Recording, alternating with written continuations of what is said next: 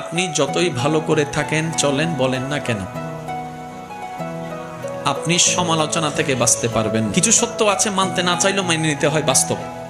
আপনি যতই ভালো করে চলেন, করেন, থাকেন, বলেন না কেন, সমালোচনা, বদনাম থেকে আপনি কখনো বাঁচতে পারবেন না।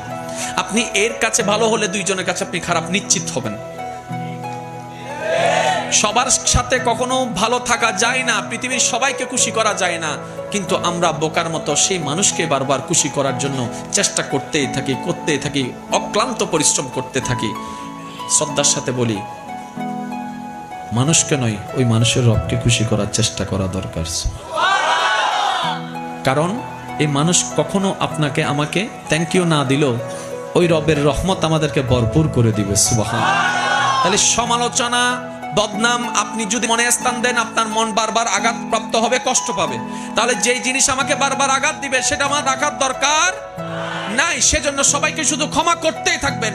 মনে রাখবেন, যে ক্ষমা যত বেশি করতে থাকে, তে তত বেশি সুখে শান্তিতে থাকতে পারে।